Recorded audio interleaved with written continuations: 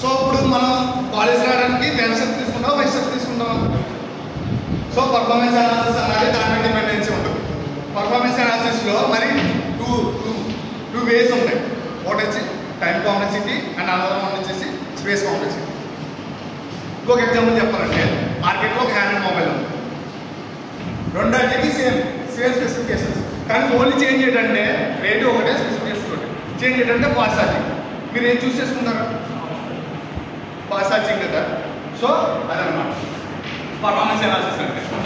Any of two we choosing better one, that is called performance analysis.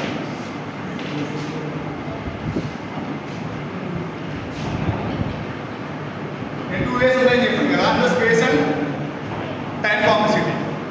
Time complexity ఎలా calculate చేస్తామంటే మనం తీసుకున్న algorithm ఎంత ఫాస్ట్గా క్యాలిక్యులేట్ అవుతుందన్న దాన్ని టైం కాంప్లెక్సిటీ తీసుకుంటాం. అండ్ స్పేస్ అంటే ఎంత స్టోరేజ్ తీసుకుంటాం, మనం తీసుకున్న అల్గారిథం ఎగ్జిక్యూట్ అవ్వడానికి ఎంత స్పేస్ అవుతుందన్న దాన్ని స్పేస్ కాంప్లెక్సిటీలో తీసుకుంటాం.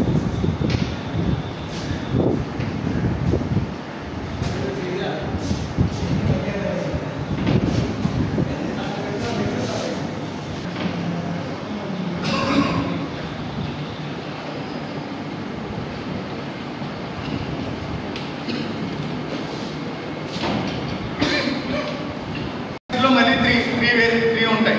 ఒకటి వచ్చి వర్స్ట్ కేస్, ఒకటి వచ్చేసి బెస్ట్ కేస్, అండ్ ఇంకోటి వచ్చేసి మనకి యావరేజ్ కేస్. వర్స్ట్ కేస్ అన్నది ఎక్కువ టైం తీసుకుంటుంది, బెస్ట్ కేస్ అన్నది తక్కువ టైం తీసుకుంటుంది, యావరేజ్ కేస్ అన్నది మినిమం టైం తీసుకుంటుంది. ఎగ్జాంపుల్ చెప్పాలంటే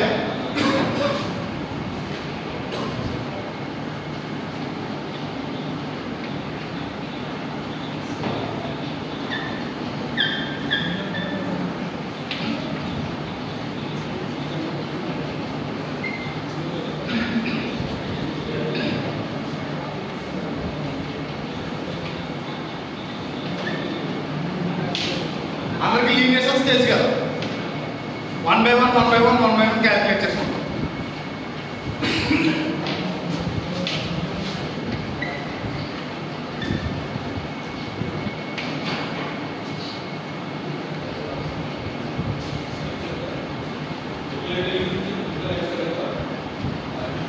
ఒక 5 మెంబర్స్ ఆ 10 మంది ఇప్పుడు ఎక్కడ ఉంది? మనకి ఎక్కడ ఉందా?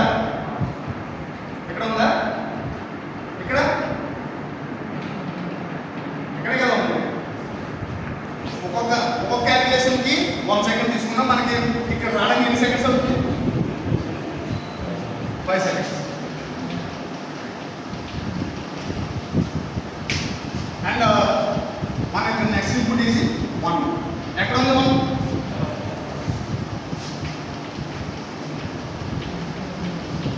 క్యాలిక్యులేషన్కి ఎంత టైం అవుతుంది?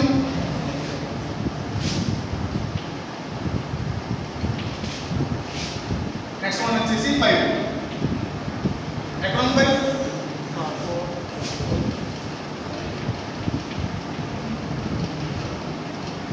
ఎన్ని సెకండ్స్ పడుతుంది? 4 సెకండ్స్. ఇందులో బెస్ట్ కేసు ఏది మనకి?